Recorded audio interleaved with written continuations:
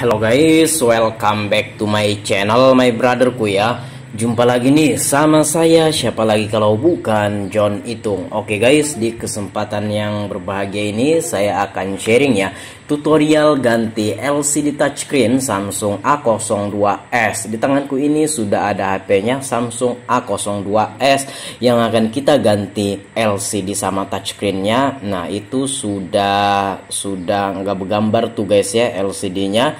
Nah, tuh teman-teman bisa lihat. Ya, di sini kita akan mengganti LCD satu set sama touchscreen-nya. Nah, oke, kita akan cucuk dulu SIM tray-nya, kita keluarkan dulu SIM tray-nya. Oke, kita akan buka backdoor-nya, kita ambil dari plastik backdoor di atas SIM tray-nya itu karena plastiknya lemas sehingga kita bisa membuat celah. Dan ya, kalau celah sudah terbuat, kita tinggal mencongkelnya menggunakan alat congkel ya, itu alat congkel LCD touchscreen. Oke, ini plastik SIM card. Apabila kita beli kartu SIM, ada kan yang di pinggirnya itu kita bisa gunakan untuk membantu mencongkel backdoornya ini. Dan oke, sudah terbuka untuk backdoornya ini guys. Dan di sini kita akan lanjut membuka baut plastik penutup mesin PCB HP ini ya. Oke, kita buka dulu beberapa biji bautnya di situ guys. Nah, oke. Ya, saya percepat video ini saya percepat untuk mempersingkat durasi yang ada. Aslinya ini kita sambil santai-santai bang. Oke, dan oke, plastiknya sudah terbuka dan kita lepas kabel fleksibel baterai, kabel fleksibel LCD-nya juga kita lepas. Dan untuk chargernya itu ikut sama kabel fleksibel ini ya, nanti saya kasih lihat ya. Nah, ini kita tutup kembali karena kita ingin membuka LCD touchscreen-nya. Nah, kenapa kita buka tadi itu untuk mengambil kabel fleksibelnya guys ya, kabel fleksibel LCD touchscreen. Nah, begitu sudah kita keluarkan, kita amankan aja mesinnya. Jadi ini bisa kita buka LCD touchscreen-nya ini tanpa harus melepas mesinnya. Jadi untuk mesinnya itu kita amankan, kita pasang kembali plastik penutupnya. Dan ini adalah plastik penutup konektor chargernya ya. Nah, oke. Dan di situ, nah itu guys, kabel fleksibel konektor chargernya itu dihubungkan atau ikut sama kabel fleksibel LCD touchscreen-nya ya. Nah, oke. Ya. Nah, ini kita congkel dulu LCD-nya ini. Saya mencoba mencongkel apakah bisa tanpa kita menggunakan blower.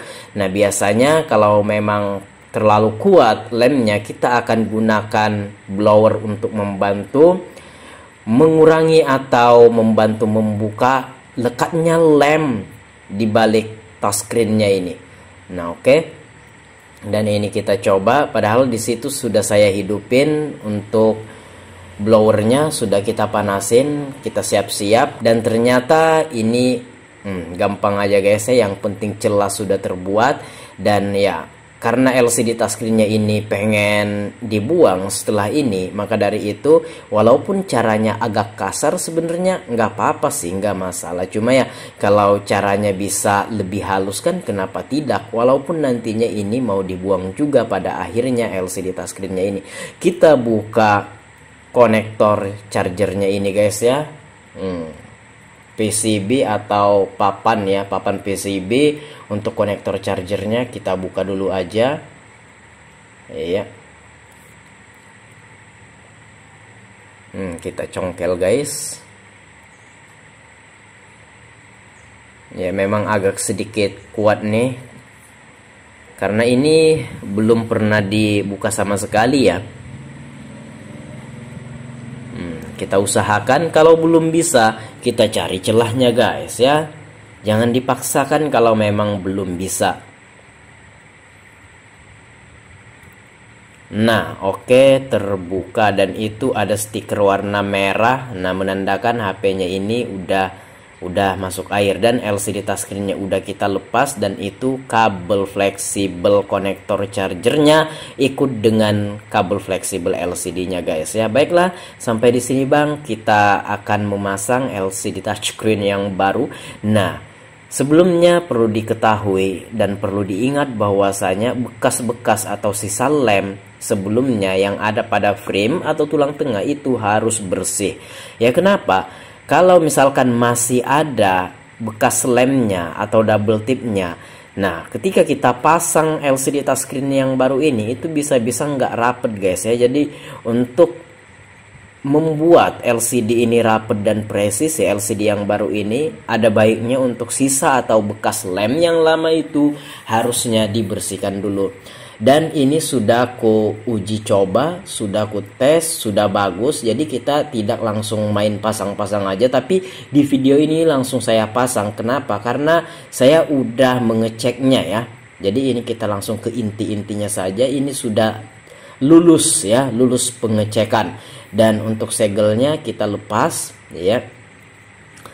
Jadi kalau segel dilepas kayak gini, kalau LCD baru datang ya garansinya udah hilang guys ya. Tapi apabila LCD baru datang, pas kita cek ternyata ada gangguan sementara segel masih utuh, itu masih kita bisa retur. Nah, tapi apabila segel ini dirusak kayak gini ya sudah tidak ada, sudah garansinya. Maka dari itu sebelum kita jebol segelnya, sebelum kita buka segelnya, ada baiknya dan memang harus kita cek dulu supaya juga kita nggak kerja dua kali. Kan misalkan kita langsung main pasang, langsung kita lem, tiba-tiba LCD-nya ada gangguan. Nah, lemnya sudah kering, kan ribet lagi guys ya, kita membuka lem yang sudah kering itu lagi. Nah, oke. Kita bersihkan dulu aja Bang. Hati-hati dalam menggunakan cutter. Ini kita menggunakan cutter untuk membantu melepas segel kertas yang menempel pada touchscreen-nya ini, pada LCD touchscreen-nya ini. Oke.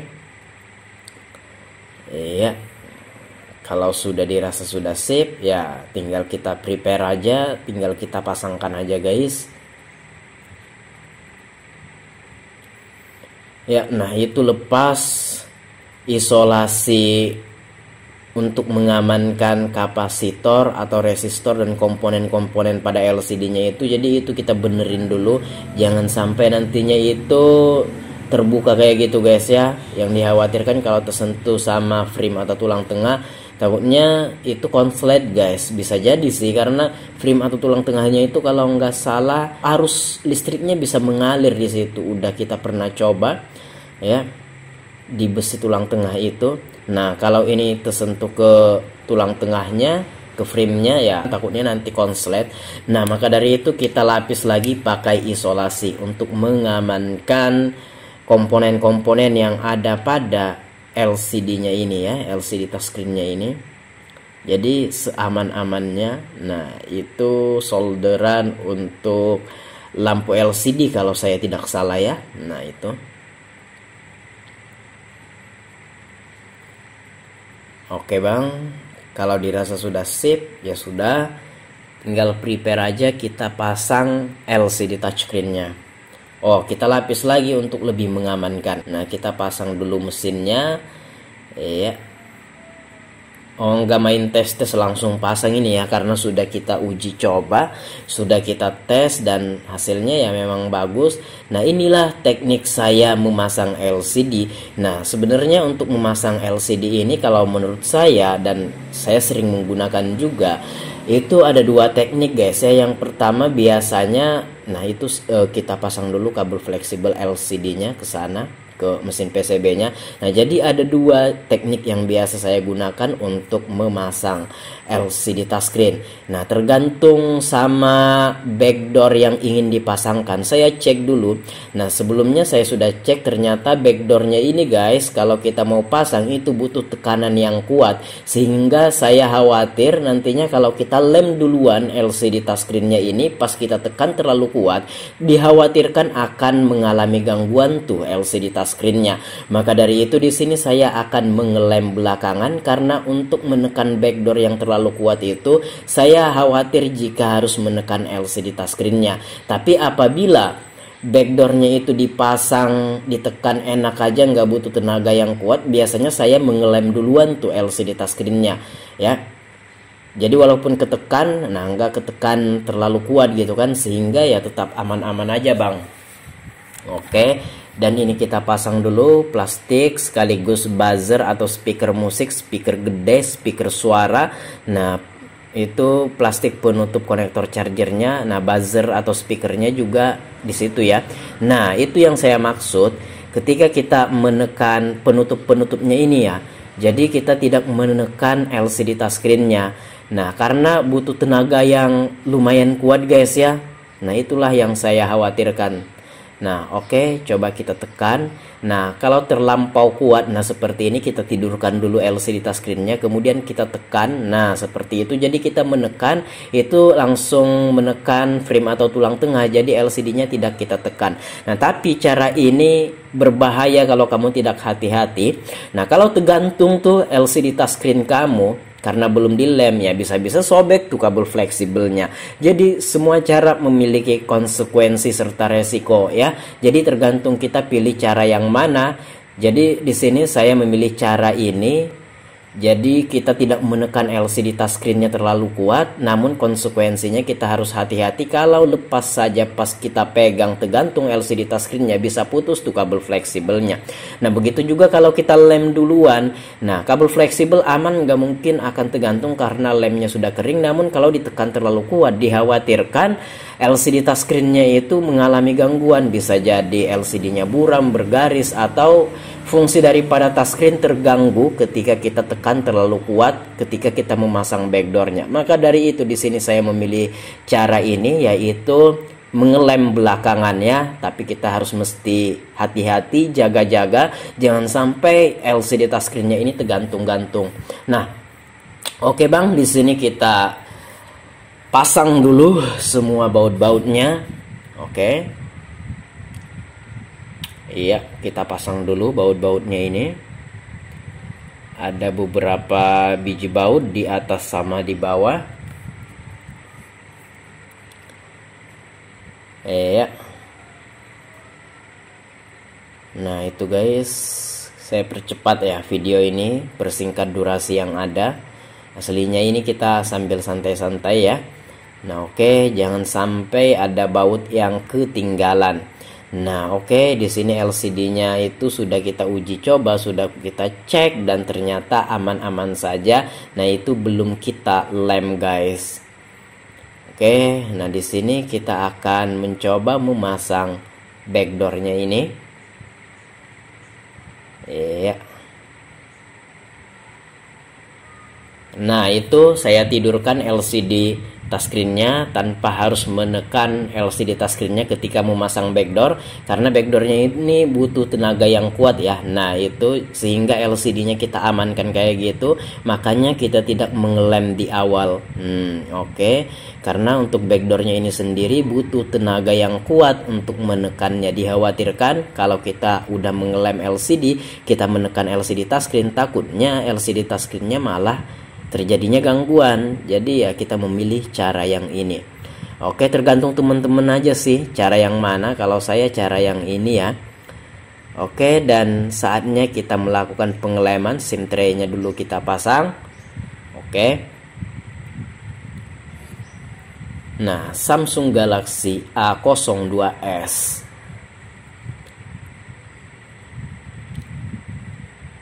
Ya, kita tunggu guys.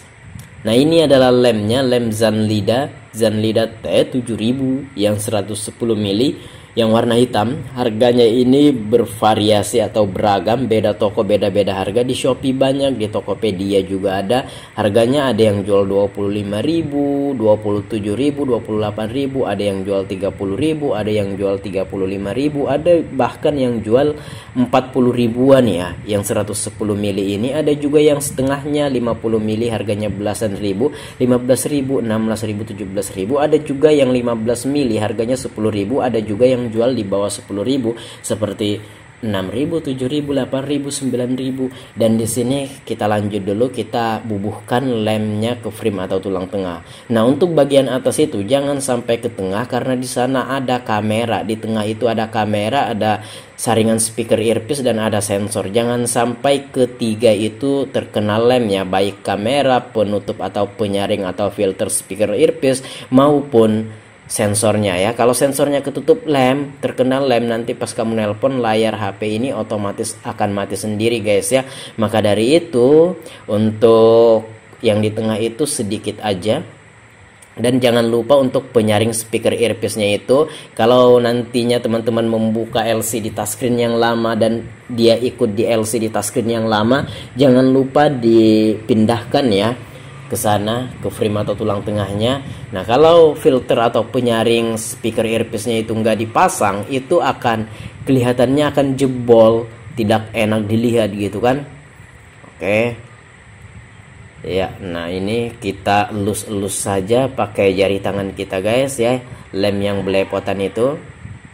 Oke, dan di sini kita kasih isolasi kecil ya, isolasi bening. Nah, untuk sisa atau bekas lem yang belepotan kita bisa bersihkan pakai minyak kayu putih dan kita lap pakai tisu guys ya. Nah, oke. Di sini kita akan mengasih isolasi ya. Jadi perlu diingat bahwa isolasi yang dipasangkan ini itu tidak ada tekanan sama sekali terhadap LCD touchscreen-nya. Jadi itu murni menempel gitu aja, karena memang LCD touchscreen-nya ini tanpa ditekan itu sudah presisi. Jadi fungsi daripada isolasi itu hanya mengunci saja agar supaya LCD touchscreen yang lemnya ini belum mengering itu kagak bergeser ya, nggak bergeser. Oke, jangan sampai ada tekanan. Kalau LCD touchscreen-nya ini ditekan kuat sama isolasinya ini ya bisa-bisa fungsi daripada touchscreen terganggu, gambar LCD nanti mengalami gangguan juga, entahkah itu bergaris buram dan lain sebagainya. Oke, dan untuk yang belepotan di bawah itu tinggal kita elus pakai jari tangan kita guys ya. Oke, kita akhirnya tiba di penghujung video ini. Oke, dan ini udah nyaris selesai ya, videonya lumayan panjang guys ya. Oke, kita kasih lagi isolasi. Nah, secukupnya saja isolasi ini, yang penting dirasa udah cukup untuk mengunci LCD touchscreen-nya ini supaya kagak bergeser ya sudah. Nah, ini kita kasih minyak kayu putih, kita bersihkan, dan itu adalah lem yang kugunakan Zanlida T7000 yang warna hitam. Yang warna bening bisa juga, baik itu E8000, B7000, baik dari merek mekanik Zanlida maupun Sunshine itu sama-sama bagus guys ya. Oke. Nah. Sampai di sini guys, selesai sudah project kita penggantian LCD touchscreen ini. Jikalau ada pertanyaan, ya bolehlah silahkan komen-komen. Kalau teman-teman pengen sharing-sharing kan, teman-teman juga bisa komen-komen aja. Tibalah kita di penghujung video ini, dan ini sudah berhasil. Untuk lemnya ini keringnya 12 jam atau 1 malam lamanya. Jadi isolasinya ini dilepas setelah 1 malam lamanya ya, keesokan harinya ya. Tapi untuk HP-nya bisa sambil dipakai dulu aja guys ya. Oke, saya akhiri, inilah lem yang kita gunakan. Saya John Itung, sampai di sini dulu. Terima kasih telah menyaksikan. Mohon maaf kalau ada salah-salah kata. Terima kasih untuk teman-teman yang sudah nonton. Saya akhiri sampai di sini. See you the next video my brotherku.